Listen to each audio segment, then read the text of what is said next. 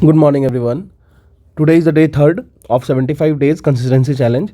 तो तीसरे दिन में हम लोग देखने वाले हैं हम लोग का जो डेली शेड्यूल होगा वो कैसा होगा। देखते हैं डेली करंट अफेयर को हम लोगों ने उसी तरीके से, मेरा ये विश्वास है कि जैसे मैं आपको जब भी शेड्यूल देता हूँ उससे पहले आप डेली करंट अफेयर को एटलीस्ट कर लिया करो, क्योंकि इससे क्या होगा कि आप पहले से तैयार रहोगे तो ज़्यादा इश्यूज़ नहीं आएगी हमारे साथ। ठीक है, तो डेली करंट अफेयर में द हिंदू और इंडियन एक्सप्रेस या फिर दोनों की एडिटोरियल्स और करंट अफेयर को आप खुद से अपडेट कर लिया करो। ठीक है, तो ये पार्ट हो गया। फिर ज्योग्राफी वाले पार्ट में बताता हूँ मैं। आज की जो टॉपिक मैंने लिया है वो है डेमोग्राफी, उसके बाद urbanisation and census of India. Census of India की वीडियो मेरे चैनल पे ऑलरेडी अपलोडेड है, आप वहाँ से जाके देख सकते हो।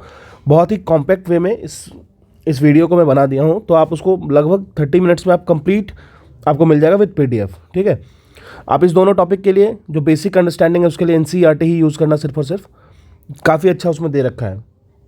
इंटरनेशनल रिलेशन वाले पार्ट के बात कर लेते हैं। तो आज हम लोग देखने वाले हैं पोस्ट 1990 सिनेरियो, फिर उसके बाद गुजराल डॉक्ट्रिन, फिर उसके बाद न्यूक्लियर जो भी डॉक्ट्रिन हुआ, फिर एनर्जी डिप्लोमेसी। पढ़ना कहाँ से है?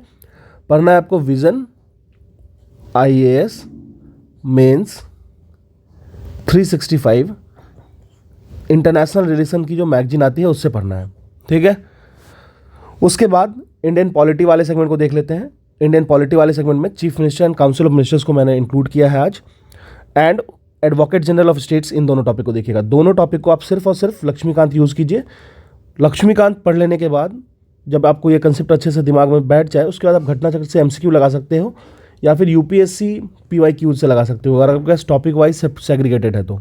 ठीक है, फिर करना क्या है, उसके बाद CSAT वाले पोर्शन में 10 क्वेश्चन आप लगाइए मिनिमम, कहीं से भी, आपकी कोई भी सोर्स हो, UPSC हो या PCS हो या फिर आप चाहो तो SSC CGL की Tier 2 वाले क्वेश्चंस भी लगा सकते हो। ठीक है, CGL की Tier 2 वाली क्वेश्चंस भी लगा सकते हो, लेकिन डेली लगाया करो। ऐसा नहीं होगा कि एक दिन एग्जाम से 10 दिन पहले आपने CSAT को बहुत अच्छा कर लिया, ऐसा पॉसिबल नहीं है। ठीक है, उसके बाद अगर हम लोग बात करें, इतना करने के बाद आप चाहो तो एक मॉक का हम लोग एक प्रोविज़न रखते हैं, एक मॉक का। तो आज मैं मॉक नंबर 2 डालने वाला हूं, जो कि आपको बेनिफिशियल होगा UP PCS, UP RO ARO के एग्ज़ाम के लिए। ठीक है, आप RO ARO एग्ज़ाम के लिए आपको आज बेनिफिशियल हो जाएगा। आप उसी टेस्ट को यूज़ कर सकते हो BPSC के लिए, या फिर किसी भी स्टेट PCS के लिए, UPSC के लिए भी यूज़ कर सकते हो। बहुत सारे ऐसे क्वेश्चन हैं जो फैक्चुअल इन्फॉर्मेशन आपके पास जाएगा, जो कि आपके लिए काफ़ी ज़्यादा बेनिफिशियल होगा। ठीक है, तो आज का शेड्यूल देख लीजिए।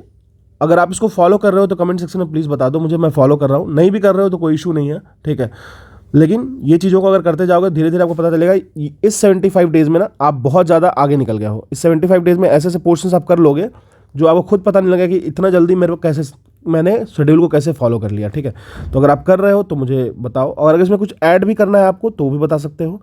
ठीक है, तो टेस्ट 2 आज मैं अपलोड कर दूंगा। रही बात इसकी PDF की या फिर मैराथन वीडियोज़ की, देखो यार मैं मतलब जॉब में हूँ, साथ में मैं उसको बना भी रहा हूँ, तो मेरे को थोड़ा समय तो लगता है, मैं इस चीज़ को मानता हूँ, लेकिन मैं डालता हूँ और उसमें मैं कोशिश करता हूँ कि एरर सब कम से कम हो सके। ठीक है, तो मैं डाल दूंगा। बहुत सारे रिक्वेस्ट आ रहे हैं पॉलिटी के, बायो के, तो मैं कोशिश में हूँ। देखो 12-13 घंटे की वीडियोज़ बनती है, तो आप खुद सोच कर एस्टिमेट कर सकते हो कितना एफर्ट लगता होगा। ठीक है, और दूसरी बात यार, आप लोग उसको शेयर भी नहीं करते हो, तो फिर मुझे थोड़ा सा डिमोटिवेशन फील होता है कि यार चलो उतनी 14-14 घंटे की वीडियोज़ बना दो और फिर कोई यूज़ नहीं है, मतलब लोग व्यूज़ नहीं कर रहे हैं। व्यूज़ से मुझे ये पता चलता है ना कि हाँ ठीक है, सही लोगों के पास जा रहा है, तो आप ट्राई करो उनको जिनको रिक्वायर्ड है उनके पास शेयर करो। ठीक है, थैंक यू।